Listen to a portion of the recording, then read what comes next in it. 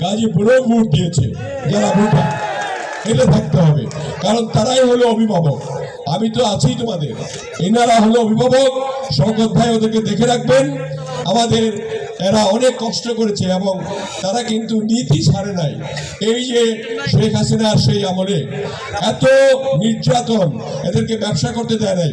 আওয়ামী লীগের গুন্ডা পান্ডারা তারা জুট ব্যবসা করতে গিয়েছে, এদের কাছে টাকা নিয়েছে, কেড়ে নিয়েছে, অনেক কিছু করেছে, কিন্তু এরা ছাড়ে নাই। এই বিএনপি ধরে আছে। কাজে আপনার দায়িত্ব এদেরকে দেখে রাখা। আমি আশা করি, কেন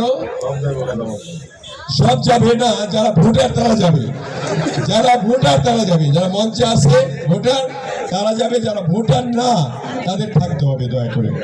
এখানে এই যে এসে আছে, এই যে এখানে থাকে ভোটার, তো রনির ভোটার রনিকে দিবে, মুজিবুর ভাইকে দিবে। আমার ভোটাররা শুধু দেওয়ানগঞ্জ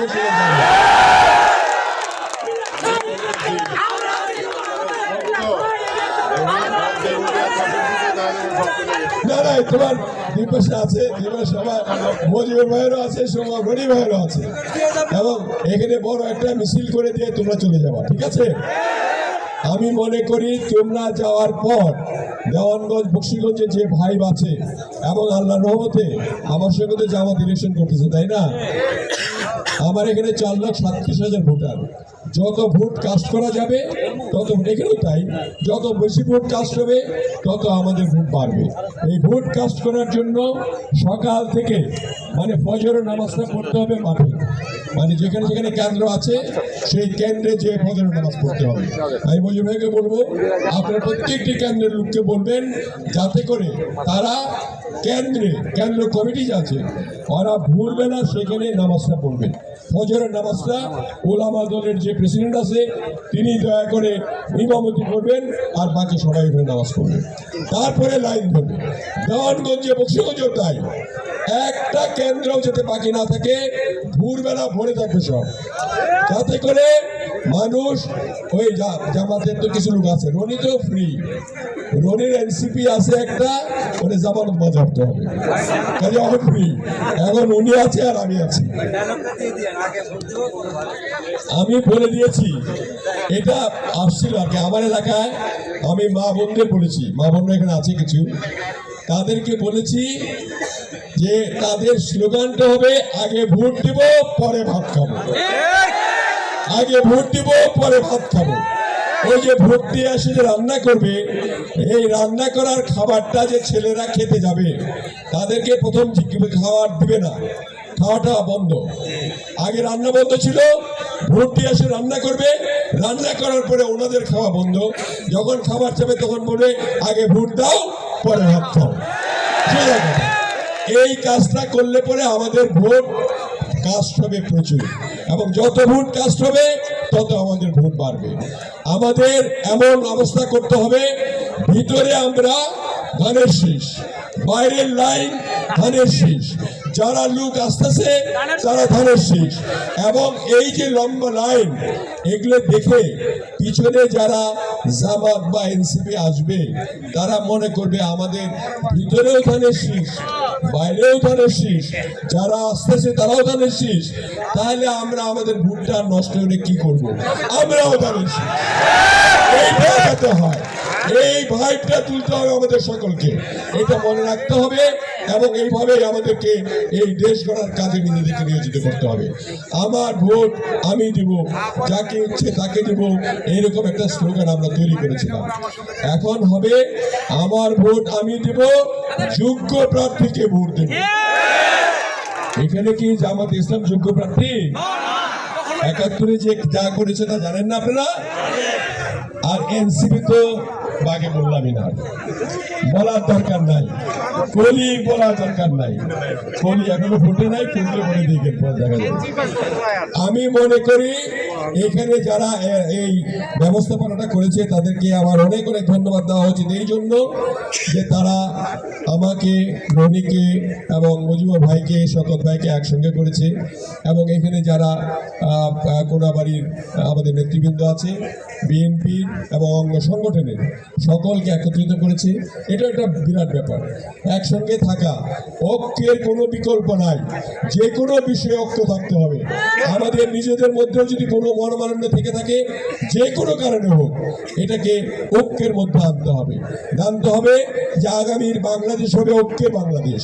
আমরা বাংলাদেশে কোনো রকমের হানাহানি, কাটাকাটি, মারামারি, গুম, খুন, হত্যা, মিথ্যা মামলা এগুলা হতে দিব না। একেবারে আমরা একসঙ্গে থাকতে চাই, সকলে মিলে ঐক্যবদ্ধ থাকবো, তারেক রহমানকে প্রধানমন্ত্রী বানাবো এবং আমরা ইনশাল্লাহ সরকার গঠন করব। এই সরকার গঠন করার পর আমাদের এই দেশের প্রত্যেকটি মানুষ, মেয়ে মানুষ থেকে আরম্ভ করে মেয়েদের জন্য ফ্যামিলি কার্ড করা হয়েছে, কৃষকদের জন্য কৃষক কার্ড করা হয়েছে, ক্ষুদ্র ব্যবসায়ীদের জন্য ঋণ মকুব করে দেওয়ার ব্যবস্থা করা হয়েছে। কাজেই আমরা ইনশাল্লাহ একসঙ্গে থেকে আমরা বাংলাদেশকে আবার উন্নত করব। আমাদের কৃষকদের 10,000 টাকা পর্যন্ত ঋণ মকুব করে দেওয়া হয়েছে। আপনারা জানেন যে তারেক রহমান বেগম খালেদা জিয়ার উত্তরসূরি, শহীদ রাষ্ট্রপতি জিয়াউর রহমানের উত্তরসূরি, তার আদর্শ নিয়ে আমরা চলবো, এটাই হোক আজকের অঙ্গীকার। এখন আমরা বলি, আমরা সকলেই যাচ্ছি তো, সকলেই যাচ্ছি। ভোট দিব কিসে? ভোট দিব কিসে? শুধু আমরা দিব না, আমাদের আত্মীয় স্বজন সকলকে নিয়ে আমরা সেটা ভোট দিয়ে আগামী দিনে আমরা সরকার গঠন করে সকলের মধ্যে শান্তি আনবো, একটা শান্তি আনবো। এবং আমি একটা কথা বলি, শেষ করি, সকলকে ইন্ডিভিজুয়ালি যারা নেতৃবৃন্দ আছে এখানে, রাজ্জাক তোমরা যারা আছো, এদিকে আছে, তোমরা শুধু না, এখানে ইন্ডিভিজুয়ালি এক একজন করে আপনারা মনে কিছু করেন না, যেমন করেন তো, ওই জন্য বলছি সকলকে একটা একটা করে মিল্লাত হতে হবে। এবং এই যে বাড়িতে যাবা, সেখানে কেন্দ্র, যার যার কেন্দ্র, এক একজনের কেন্দ্র তো এক এক জায়গা, তাই না?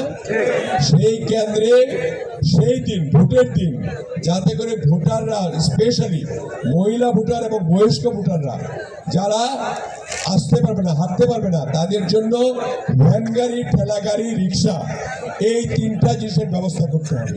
আর আমি তোমাদের নেতৃবৃন্দকে বলেছি, যারা স্টেজে আছে, আমাদের জামালপুরের জুকে সেলিমকে, তারপর রাজ্জাককে, শরীফকে, তার গোলাপ জামালকে এবং আকরামকে, আরও যারা আছে এদেরকে বলেছি যাতে করে এখানে যারা যেতে পারবে না তাদের জন্য যাতে বাসের ব্যবস্থা করা হয়। তারা চিন্তা করছে, তারা বলেছে প্রয়োজনে 150 বাস তারা জোগাড় করে দেবে এবং এই বাসগুলিতে শাটল করবে। 5 তারিখে যাবে এবং নির্বাচনের পরে একদিন পরে এখানে আসবে, কারণ 5 দিন বন্ধ, কিন্তু 5 দিন বন্ধ আছে। নির্বাচনের পরের দিন একদিন পরে আসলেও চলবে। ভোটটা দেখে যাতে আমরা সকলেই একত্রিত হয়ে আনন্দ উৎসব করতে পারি, ইনশাল্লাহ আগামী দিনে এই হোক আমাদের প্রত্যাশা। সকলকে অনেক অনেক ধন্যবাদ আজকে আমাকে সম্মানিত করার জন্য।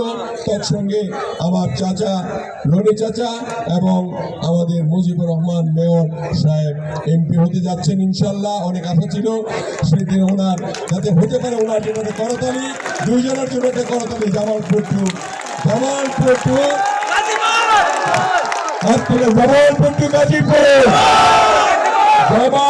গাজীপুর, ধানের শীষের বিজয় হবে ইনশাল্লাহ।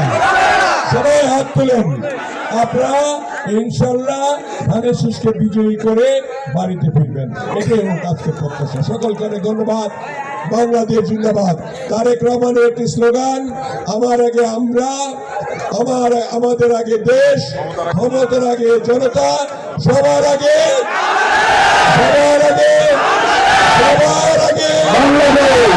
মনে থেকে সবার। সকলকে অনেক ধন্যবাদ, সকলকে ধন্যবাদ।